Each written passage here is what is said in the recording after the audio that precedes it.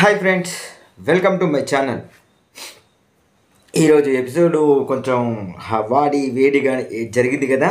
So మొత్తానికైతే starting Sita ఏడుపుతోటి start అయిపోయింది. So అంటే ఏడుపు అంటే అక్కడ బాధ అనేది ఉంది, ఎందుకంటే తను వెళ్ళిపోయింది కాబట్టి. నేను కూడా కొంతవరకు ఎక్స్పెక్ట్ చేయలేదు. అంటే మొత్తానికైతే ఎవరు ఆల్రెడీ ఓట్ల శాతం తక్కువ ఉంది కాబట్టి మనం బయట ఉన్నాం కాబట్టి మనకు అర్థమవుతుంది. కానీ లోపల ఉన్న వాళ్ళకి ఇది ఏమీ అర్థం కాదు. ఈమె మంచిగా ఉన్నది కాబట్టి ఈమెను సేవ్ చేస్తారు, ఈమె మంచిగా లేదు కాబట్టి ఈమెను సేవ్ చెయ్యరు అని ఉద్దేశంలో ఉన్నారు. బట్ ఎవరైతే ఎక్కువగా కనపడతారో వాళ్ళను మాత్రమే జనాలు సేవ్ చేస్తారు అన్న విషయం లోపల ఉన్న వాళ్ళకు తెలియట్లేదు. ఎన్ని సీజన్లు అయిపోయినా అంటే మీరు కనీసం అందులోకి వచ్చేటప్పుడు 1-2 సీజన్లు చూసినా కానీ అర్థమైపోతుంది. బట్ ఇంకా బాధపడుతున్నారు. పోయిన వారి గురించి బాధపడితే లోపల సర్వే అవ్వలేము. బట్ సీత బాధపడలైతే అంటే అటాచ్మెంట్స్ ఉన్నాయి కాబట్టి, ఇక్కడ ఫోన్లు లేవు, ఏమి లేవు కాబట్టి కొంచెం అటాచ్మెంట్ ఏర్పడింది కావచ్చు, అందుకోసం ఏడ్చింది. సో మనకు ఇక్కడ 2 నాలుకల ధోరణి అని ఒక పర్సన్ మాత్రం నాకు అనిపించేసింది. ఇక్కడ సింపతి చూసేటోళ్ళు ఏడ్చేటోళ్ళ దగ్గరికి వచ్చి ఏడ్పడం, నవ్వేటోళ్ళ దగ్గరికి వెళ్ళేసి నవ్వడం. ఎవరి గురించి మాట్లాడుతున్నాను? One of the leader of ఒక చీఫ్ గురించి చీఫ్గా మాట్లాడాల్సి వస్తుందేమో అనిపించింది నాకైతే. నిజంగా కూడా ఇప్పుడు సీత వాళ్ళను ఓదార్చడానికి వచ్చేసి ఆయన ఏడుపు ముఖం పెట్టేసి మాట్లాడిండు. అదే మిమ్మల్ని అందరినీ రోడ్డు మీద పడేసింది అని చెప్పేసి అక్కడ కామెడీ చేస్తుంటే వాళ్ళకంటే ఎక్కువ కామెడీ ఈయనే చేసేసాడు. సో ఈయనది 2 నాలుకల ధోరణి ఏమో అనిపించేసింది నాకైతే. నా అభిప్రాయం అది. మీరేమనుకుంటున్నారో కింద కామెంట్ చేసేయండి. లేదు అది కాదు, అతను సర్వే కావడానికి అవుతున్నాడు అంటే, నువ్వు సర్వే అవడానికి కోసం పక్క వాళ్ళను బలి చేయకూడదు. ఇప్పుడు సోనియా ఉంది, సోనియా మాట్లాడేది కరెక్టే, కానీ మాట్లాడే విధానం తప్పు. తన మైండ్లో ఏంటంటే అన్నెసెసరీగా కొన్ని మాటలు నోరు జారుతుంది. అది అదుపు పెట్టుకుంటే, ఇప్పుడు గట్టిగా మాట్లాడడం తప్పు కాదు, కానీ నువ్వు నీ క్యారెక్టర్ ఇదే అంటే నువ్వు ఇట్లాంటి దానివే అన్నట్టుగా బయట పోర్ట్రేట్ అయ్యేటట్టు మాట్లాడుతుంది. సో అది తప్పు అని మనం మాట్లాడుకున్నాం. ఇక మణికంఠను ఇద్దరు మాట్లాడినప్పుడు ఇప్పుడు మనం గట్టిగా మాట్లాడితే తప్పే, గట్టిగా మాట్లాడకున్నా తప్పే, జోక్ వేసినా తప్పే, జోక్ వేయకున్నా తప్పే, తర్వాత అందరితో కలిసిపోయినా తప్పే, కలవకపోయినా తప్పే అని చెప్తున్నారు. ఇదే కదా జీవితంలో ఎన్ని టర్న్స్ ఉంటాయో ఆ టర్న్స్కు ఈక్వల్గా బిగ్ బాస్ ఉంటుంది ఖచ్చితంగా. ఇప్పుడు మనకు బయట ప్రపంచంలో ఒకరితోని గొడవ అయినప్పుడు వాళ్ళతోటి మనం అసలు మొహం కూడా చూడం, కానీ బిగ్ బాస్లో తప్పదు. వాళ్ళతోనే టాస్క్ పెట్టాల్సి వస్తుంది, వాళ్ళతోని కలిసి ఆడే పొజిషన్ తీసుకొని వస్తారు. అట్లాంటప్పుడు మనం బిగ్ బాస్లో ఉన్నప్పుడు ఏది చెయ్యాలి, ఏం చేయకూడదు అనేది మనం ఏంటంటే అది కాదు, అలా ఉండకూడదు. ఎట్లా ఉండాలంటే ఓకే ఇది జరిగిందా, సో రేపు ఈయనతో అవసరం ఉండొచ్చు, కానీ ఆ మాట్లాడే కంట్రోలింగ్ అనేది రావాలి. సో అందుకోసం ఇది ఒక పెద్ద పరీక్ష అనే చెప్పుకోవచ్చు. ఇంకా ఏమవుతుందంటే, ఇక విష్ణుప్రియ ఏమనుకున్నదట, పోయి ఇక గయ్య వాగుతుంది, ఇట్లాంటి వాళ్ళని జనాలు నచ్చరు, ఈమె బయటికి వెళ్ళిపోతుంది అని అనుకుందట విష్ణుప్రియ. బట్ విష్ణుప్రియకు తెలియని విషయం ఏంటంటే, ఎవరైతే తన మీదికి అందరినీ అంటే ఇట్లా తీర్చుకుంటారో వాళ్ళు ఉంటారు. నిజంగా కూడా ఇప్పుడు నైనికకు మాత్రం ఫుల్ క్లారిటీ అనిపించేసింది. అంటే తను బిగ్ బాస్ చూసే వచ్చేసింది, ఎందుకంటే తను ఖచ్చితంగా ఉంటుంది, సర్వే అవుతుంది, లాస్ట్ వరకు ఉంటుంది, తన చీఫ్ కూడా అవుతుంది, లీడర్ అవుతుంది, తనకు ఒక క్లాన్ కూడా అవుతుంది. అనుకోకుండా తనకు క్లాన్ కూడా ఏర్పడింది అని చెప్పేసి ఇస్ ఎ కరెక్ట్. ఏంటంటే తను ఇలా చేస్తుంది. కాకపోతే మనకు ప్రీవియస్ సెకండ్ సీజన్లో ఒక పర్సన్ ఉండేది, ఆ పర్సన్ ఎలా బిహేవ్ చేస్తుందో సోనియా అలా బిహేవ్ చేస్తుంది, కానీ ఒకరిని మాత్రం టార్గెట్ చేయట్లేదు, అందరినీ టార్గెట్ చేస్తుంది. అక్కడ కౌశల్ని టార్గెట్ చేసింది, కానీ కౌశల్ని టార్గెట్ చేస్తే కౌశల్ పైకి వెళ్ళిపోయాడు. పాపం తను మాత్రం ఇప్పటికీ సర్వైవ్ అవ్వట్లేదు. తను ఎవరో కింద కామెంట్ చేసేయండి. సో అదే పొజిషన్లోకి ఇప్పుడు సోనియా వస్తుందేమో అని కొంచెం భయం అవుతుంది. ఎందుకంటే నేను బయట అంటే విన్న టాకింగ్ బట్టి తను మాట్లాడే విధానం నచ్చట్లేదు, పాయింట్లు నచ్చట్లేదు అనట్లేదు, విధానం నచ్చట్లేదు అంటుండే. విధానం మార్చుకుంటే షీఈ్ నైస్. తను గట్టిగా మాట్లాడాలి, పాయింట్ కరెక్ట్ చెప్పాలి, సూటిగా శుద్ధి లేకుండా చెప్పాలి. ఏంటంటే తను ఒక పాయింట్ చెప్పి దాని వెనుకనే వాళ్ళ క్యారెక్టర్ను ఇన్వాల్వ్ చేస్తుంది. పాయింట్ చెప్పడం తప్పు కాదు, కానీ క్యారెక్టర్ని ఇన్వాల్వ్ చేయడం మాత్రం తప్పు. మీరందరూ ఇప్పుడు ఏంటంటే ఇలా కూడా నామినేషన్లో చాలా మాట్లాడండి, మీ క్లయింట్ మొత్తం అది పోయింది అని చెప్పేసి, అది వాళ్ళ ఇష్టం. ఇట్లా కొంచెం జరిగిపోయిన తర్వాత ఇంచుమించు అంత క్లీనింగ్ ఇవన్నీ అయిపోయినాయి. మొత్తం అయిపోయిన తర్వాత ఇక నామినేషన్లోకి గుడ్ మార్నింగ్ సాంగ్ కూడా వచ్చేసింది మధ్యలోనే. అంటే గుడ్ మార్నింగ్ సాంగ్ అయిపోయిన తర్వాతనే మిగతా డిస్కషన్స్ కూడా జరిగినాయి. తర్వాత ఏంటంటే ఇక నామినేషన్ ప్రక్రియ స్టార్ట్ అయిపోయింది. నామినేషన్ ప్రక్రియ స్టార్ట్ అయినప్పుడు యష్కు ఏంటంటే యష్మికి ఒక గోల్డెన్ ఛాన్స్ అన్నట్టు 2 సార్లు సర్వైవ్ అయిపోయింది. తనను ఎవరు నామినేషన్ చేయడానికి వీలు లేదు అని చెప్పేసి, ఎందుకంటే గ్రూప్ లీడర్ కాబట్టి, సో పెద్ద క్లాన్ ఉంది కాబట్టి తను ఓకే అయిపోయింది. సో మిగతా వాళ్ళని సీతను ఏంటంటే నిఖిల్ను నామినేషన్ చేసింది. ఎందుకంటే నువ్వు ఇప్పుడు మంచిగా ఉన్నావు, కానీ పాతప్పుడు నువ్వు డామినేటెడ్ క్యారెక్టర్ అని చెప్పాడు. డామినేషన్ క్యారెక్టర్ అని చెప్తూ అప్పుడు నా ఉద్దేశం ఏంటంటే అప్పుడు డామినేషన్ క్యారెక్టర్, ఇప్పుడు డబల్ టంగ్ నా క్యారెక్టర్ అనిపిస్తుంది. డబల్ టంగ్ అంటే అదే 2 నాలుకలు అంటారు కదా, పాములాగా అనిపించేసింది. ఇక తర్వాత ప్రేరణను డస్ట్బిన్లో తీసి పక్కకు పెట్టిన దానికి నామినేషన్ చేసింది. సో డస్ట్బిన్లో నామినేషన్ చేసింది నాకు అది నచ్చలేదు, అక్కడికి అయిపోతే సరిపోతుంది. అయితే అక్కడ చెప్పేది వినాల్సి ఉండే, కాకపోతే వినడం అనేది సీతకు కూడా కొంచెం తక్కువే అనిపించేసి ఈరోజు నాకు అర్థమైపోయింది. కేవలం ఇన్ని రోజులు సోనియాకి మాత్రమే వినడం రాదు అనుకున్నా, సీతకు కూడా వినడం రాదు అని కొంత అనిపించింది. బట్ కొంత వింటుంది, కొంత వినట్లేదు. కాకపోతే తను ట్రిగర్ కాకపోయేది ఉంటే వినేమో, బట్ ట్రిగర్ అయిపోయింది. అది కొంచెం బాధాకరమైన విషయం. డస్ట్బిన్లో తీసి బయట పెట్టేసి తను తీయడం అనేది బాధాకరమైన విషయమే, కానీ ఎదురువాడు చెప్పేది వినాలి. ఇప్పుడు అక్కడ పెట్టమని చెప్పింది ఎవరు? అభయ్ పెడితే వాళ్ళకెళ్ళి డస్ట్బిన్లోకి వెళ్ళి తీసి ఇక్కడ పెట్టేసింది. అయితే చెప్పేది వినాలి కదా. నువ్వు అది క్లీన్ డస్ట్బిన్ అయితే దానివల్ల ఏం కాదు అని తను చెప్పబోతుంటే కూడా నువ్వు పోయి బాత్రూంలో తిను అది చెప్పేసి ఆ మాట మాట్లాడడం మాత్రం తప్పు అనిపించింది. ఎందుకంటే వాళ్ళు ఎంత తప్పు చేశారో తన మాటల ద్వారా ఇంత తప్పు చేసిందేమో అని అనిపించింది. బట్ ఇది కరెక్ట్ కాదు. ఎందుకంటే ఓకే, తను స్ట్రగుల్ అయింది, ఆ స్ట్రగుల్ తోటి ఏదో బాధతోనే అంది. కేవలం ఇక్కడ జరిగింది ఏంటంటే అక్కడ అభయ్ కూడా తప్పే చేశాడు, కానీ అభయ్ని ఎటువంటి మాట అనలేదు. కానీ ఇక్కడ సీత మన ఎవరిని ప్రేరణ అనడం మాత్రం కొంత అంటే ఓకే, తన సీతను నామినేషన్ చేసి తప్పు అని అనట్లేదు, కానీ అది ఓన్లీ తను మాత్రమే చేసింది అనడం మాత్రం తప్పు. ఇక్కడ ఏంటంటే అందరిలో తను బలైపోయింది అని నా ఉద్దేశం. తర్వాత అభయ్ వచ్చేసి విష్ణుప్రియ. ఎందుకంటే విష్ణుప్రియని ఏంటంటే నువ్వు అట్లా ఫ్లాప్ జోన్లో ఉండడం నాకు నచ్చలేదు, సో అందుకోసం నేను నామినేషన్ చేస్తున్నా అని చెప్తున్నాడు.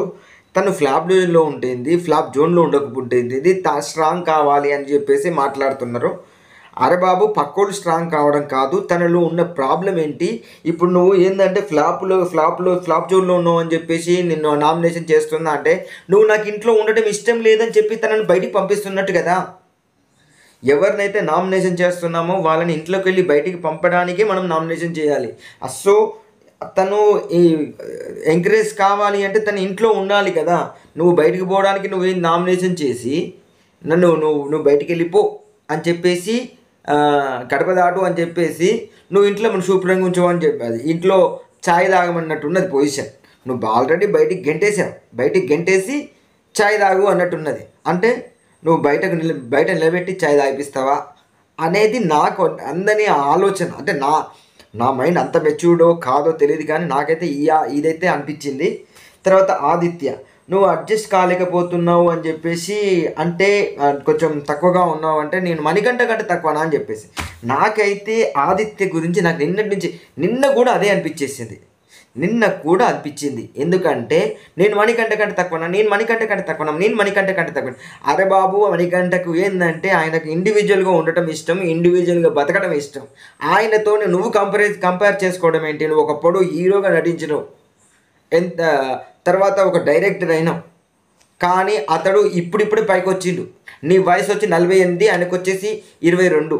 22, 48 డబల్ తేడాకు ఆయనతో నువ్వు కంపేర్ చేసుకోవడం ఏంటో నాకు ఇది ఇప్పటికీ అర్థం కావట్లేదు. ఇంకా సినిమాల గురించి ఆలోచిస్తా అంటావు. ఇవన్నీ అవసరం లేని నువ్వు సినిమాల గురించి ఆలోచించటం బయట ఉండి సినిమాల గురించి ఆలోచించు. లోపలుండి సినిమాల గురించి ఆలోచించడం ఏంటో నాకైతే ఇప్పటికీ అర్థం కావట్లేదు. నాకైతే ఆదిత్య సర్వైవ్ అంటే ఈ బిగ్ బాస్ హౌస్కు అన్ఫిట్ అని నా అభిప్రాయం. ఇక సోనియా మొత్తానికైతే ఇప్పుడు ఎవరినంటే నైనిక క్లైమ్ నైనిక వాళ్ళ క్లాన్ను మాత్రం మొత్తం టార్గెట్ చేసింది ఏమో అనిపించింది. ఎందుకంటే ఆ క్లాన్ మొత్తం ఫెయిల్ అయిపోయింది అని ఒక మాట వదిలేసింది కదా. అయితే ఫస్ట్ నైనికనే నామినేషన్ చేసేసింది. ఎందుకంటే నువ్వు నీ క్లయింట్కు ఏది నువ్వు లోపల ఉండేసి ఏదైతే ఉందో అక్కడ నువ్వు ఫైట్ చేయాల్సి వచ్చింది అని చెప్పేది కరెక్ట్. కానీ నువ్వు ఫైట్ చేయలేదు, నువ్వు నీ క్లాన్ కూడా నువ్వు కరెక్ట్గా చూసుకోలేదు అంటే వాళ్ళు ఇండివిజువల్గా ఇప్పుడు క్లాన్ను ఏదైనా టాస్క్ ఇస్తే ఆ టాస్క్ ప్రకారం ఆడమని చెప్పడం. సో ఇది వాళ్ళకి ఇచ్చిన టాస్క్. కానీ ఇక్కడ టాస్క్ బిగ్ బాస్ ఇవ్వలేదు. ఎవరికి నువ్వు అలర్ట్ చేస్తావు, నువ్వు పని చేయడానికి నువ్వు పని చేయకపో అని చెప్పేసి ఎస్కి చెప్పి మీ క్లాన్ చేయొచ్చు చేయకపోవచ్చు అని ఆఫర్ ఇచ్చి మిగతా వాళ్ళకి ఏం ప్లాన్ చెప్తావు, ఏం చేస్తే బెటర్ అనిపిస్తుంది అని చెప్పేసి తనకి ఇచ్చింది. అందులో ఒకరికి నచ్చింది. ఇప్పుడు ఏంటంటే ఒక్కొక్కరికి ఒక్కొక్కటి అలాట్ చేశారు. ఆ అలాట్ చేసిన దానికి వాళ్ళు నచ్చకపోతే ఇంకొక దానికి అలాట్ చేసుకోవచ్చు. నేను ఇది చేయలేదని చెప్పేసి వాళ్ళ ఇండివిజువల్. కానీ అక్కడ వేరే వాళ్ళు ఏది చేసినా మనం తీసుకోవచ్చు అనేది మాత్రం తప్పు అని చెప్పేసి నా ఉద్దేశం. ఎందుకంటే ఇక్కడ సీత కరెక్ట్ మాట్లాడిందేమో అనిపించింది. అంటే నాకు మైక్ ఇచ్చారు, నా అభిప్రాయం చెప్పడం, కాకపోతే అక్కడ అభిప్రాయం చెప్పడం కరెక్టే, కానీ చేసి చెప్పడం చెప్పాలి, కానీ నోరు మాత్రం జారకుండా ఉండాల్సిందే కానీ అనిపించింది అంతే తప్ప. కానీ సీత చెప్పింది కరెక్ట్ అని ఇంతకుముందు కూడా నేను చెప్పాను. మీ క్లాన్ మొత్తం ఫెయిల్ అయిపోయిందని చెప్పేసి. ఎందుకంటే సీతను కూడా ఇక్కడ మాట్లాడింది. సీతను నీకు అర్థం చేసుకోవడం రాలేదని చెప్పేసి ఇద్దరిని మాట్లాడింది. కాకపోతే సీతను అర్థం చేసుకోవడం రావట్లేదు అని చెప్తుంది. సీత కూడా అదే మాట అంది, నీకు అర్థం కావట్లేదు, మనకి ఇచ్చింది మైక్ మాట్లాడడానికి, నువ్వు ఇట్లా ఉండాలి ఇట్లా ఉండకూడదు అని చెప్పడానికి తనెవరు అసలు యాక్చువల్గా. ఇక తర్వాత మణికంఠ ఆదిత్యను నువ్వు ప్రతిరోజు ఏదో చెప్తున్నాడు, అసలు ఆయన ఏం మాట్లాడిండో నాకు అర్థం కాలేదు. నువ్వు ఇలా ఉండాలి అలా ఉండాలి అని చెప్పేసి నామినేషన్ చేసిండు. దాంట్లో పవర్ లేదు, బడ్జి లేదు, ఏం లేదు. ఏంటంటే నన్ను మళ్ళీ ప్లస్ ఆదిత్య కూడా తీసుకోవడం ఏంటంటే నువ్వు చెప్పిన దానికి నన్ను అడ్వర్టైజ్మెంట్ చేస్తున్నట్టు. నిజంగా కూడా అడ్వర్టైజ్మెంట్ చేసినట్టే ఉంది. నువ్వు ప్రతి ఒక్కరితో మాట్లాడుతుంటావు, అందరితో మాట్లాడతావు, ఎవరికి కరెక్ట్ చెప్తున్నావు అర్థం కావట్లేదు, ఎవరికి కరెక్ట్ చెప్పట్లేదు అర్థం కావట్లేదు. నువ్వు కూడా నీ మెంటల్ను స్టేబుల్ చేసుకోవడానికి అట్లా ఉంటావా, ఇక్కడ కూడా అట్లానే ఉంటావా అని చెప్పేసి మాట్లాడుతున్నాడు. అది అర్థం లేని విషయం. తర్వాత శేఖర్ పాషాకు విషయంలో మాత్రం ఫస్ట్ పాయింట్ ఏంటంటే స్వీట్స్ గురించి మాట్లాడినాడు. సో స్వీట్స్ అక్కడ ఫుడ్ అనేది చాలా ఇంపార్టెంట్. శేఖర్ పాషాకు అది అర్థం కాలేదు. కానీ ఫస్ట్ పాయింటే స్ట్రాంగ్, సెకండ్ పాయింట్ సిల్లీ అనిపించింది నాకైతే. ఫస్ట్ పాయింట్ ఏంటంటే ఫుడ్డును దాచిపెట్టడం అనేది ఇది బిగ్ బాస్ హౌస్లో చాలా ఎందుకంటే వాళ్ళకి కరెక్ట్ ఫుడ్ దొరకదు కాబట్టి ఫుడ్ అనేది ఇంపార్టెంటే అవుతుంది. సో ఆ విషయంలో మనం తనను శేఖర్ పాషాను నామినేషన్ చేసేటైతే నాకు కరెక్ట్ అనిపించింది. కానీ సెకండ్ పాయింట్ మాత్రం కరెక్ట్ అనిపించలేదు. ఎందుకంటే నువ్వు అనవసరంగా జోకులు వేస్తున్నావు, అది కూడా కొంతవరకు కరెక్టే. కానీ ఎందుకంటే అంటే పాయింట్ అంత పర్ఫెక్ట్ కాదు, బట్ ఫస్ట్ పాయింటే నాకు స్టాండర్డ్ అనిపించేసింది. సెకండ్ పాయింట్ ఏమొచ్చేసింది, నువ్వు ఫుడ్ పక్కకు పెట్టేసేది ఉంటే ఇంకేమన్నాడు, అన్నెసెసరీ జోక్స్. ఇప్పుడు నువ్వు మన ఇద్దరం మాట్లాడుతున్నప్పుడు సీరియస్ డిస్కషన్ ఉన్నప్పుడు మధ్యలో ఒక జోక్ వేస్తావు చూసావా, అది నాకు ఎక్కడో కాలిపోతుంది అని చెప్పేశాడు. సో అప్పుడప్పుడు ఇలాంటి మిస్ఫైర్ కూడా అవుతుంటుంది. సో ఈ విషయంలో నేను మాత్రం దాని గురించి ఏం చెప్పలేను, బట్ అంత సీరియస్ విషయం కాదు, ఫస్ట్ విషయమే చాలా స్ట్రాంగ్ విషయం అని నా అభిప్రాయం. ఇక నెక్స్ట్ వచ్చేసి ఆదిత్య ఓం గారు వచ్చేసారు. బట్ అబ్బాయిని తన ఎవరైతే దగ్గర వాళ్ళిద్దరిని నామినేషన్ చేసేసాడు. సో ఫస్ట్ అబ్బాయిది చిన్న సింపుల్గా ఈజీగా ఉంది, పక్కకు పెట్టేసేస్తే. శేఖర్ది మాత్రం ఇప్పుడు కామెడీ అనేది కరెక్ట్ కాదు. అని చెప్పినట్టుగా మాట్లాడుతున్నాడు. ఎప్పుడు పడితే అప్పుడు కామెడీ చేస్తే కూడా కరెక్ట్ కాదు అన్నట్టుగా మాట్లాడాడు. బట్ ఇది మనం తీసుకోవాల్సిన విషయం. తర్వాత ఏంటంటే దానికి క్లారిటీ ఇస్తూ శేఖర్ ఏమన్నాడంటే, నేను ఎవరెవరైతే ఇండివిజువల్ కూర్చొని అట్లా చేస్తుంటానో అప్పుడు మాత్రం నేను వాళ్ళని పలకరించే అలవాటు నాకు ఉంది. సో దాన్ని నేను చేయలేను అని చెప్తే, నేను కూడా నా నా దాన్ని మార్చుకోలేనని చెప్పేసి మాట్లాడుతున్నాడు. సో ఎవరు మార్చుకోమన్నారు? మణికంఠ కూడా గదే అన్నాడు కదా, నేను నా నా దానికి మార్చుకోలేను అని చెప్పేసి. సో అదే అదే జరిగింది మొత్తానికైతే. తర్వాత ఏంటంటే నెక్స్ట్ విష్ణు వచ్చేసి మణికంఠను, నువ్వు నాతోటి 3 days జర్నీ చేసి తర్వాత నువ్వు ఏంటంటే నన్ను టెస్ట్ చేయడానికి మాత్రమే నామినేషన్లో పెట్టావు, అది ఇప్పటికి నేను తీసుకోలేకపోతున్నాను అని పర్ఫెక్ట్ రీజన్ చెప్పేసింది. ఈరోజు కూడా అదే జరిగింది. మీరు చూసారో లేరో, మణికంఠ నామినేషన్ చేసింది తను ఎవరితోనైతే తిరిగాడో వాళ్ళనే నామినేషన్ చేశాడు. అంటే సో మణికంఠతోటి బీ వేర్ ఆఫ్ మణికంఠ అని నాకు అనిపించేసింది. సో అది కూడా. తర్వాత సోనీని ఇప్పుడు ఏంటంటే మొన్న అడల్టరీ జోక్ అని చెప్పారు కదా, వాళ్ళిద్దరి మధ్యలో డిస్కషన్ జరిగినప్పుడు ఒకవేళ నేను ఏదో జస్ట్ కామెడీ కోసం మాట్లాడడానికి కోసం నీతో వచ్చిన, నేను ఎవరితో పడితే అప్పుడు మణికంఠతో కూడా అదేంటంటే కామెడీ అది దీనికంటే ముందు మణికంఠతో ఏంటంటే నేను అన్నెసెసరీగా ఏంటంటే నాతో కొంచెం ర్యాప్ ఉన్న వాళ్ళతో మాత్రమే జోక్ చేస్తానని చెప్పింది. నేను అదే విషయంలో అబ్నిల్తో నేను ఒక్కసారి కూడా మాట్లాడలేదు, ఒక్కసారి కూడా తనతో జోక్ చేయలేదు. సో నీతో నాకు కొంచెం ర్యాప్ ఉంది కాబట్టి నేను ఏదో మాట్లాడడానికి ట్రై చేశాను, బట్ నన్ను అలా పోర్ట్రేట్ చేస్తావా అనుకోలేదు అని చెప్పేసి అన్నారు. తను యాంకరింగ్ ఫీల్డ్లో ఉంది, కొన్ని వర్డ్స్ ఏంటంటే కొంచెం అలానే మాట్లాడాలి, అది అలవాటు ఒకసారి పోతుంది.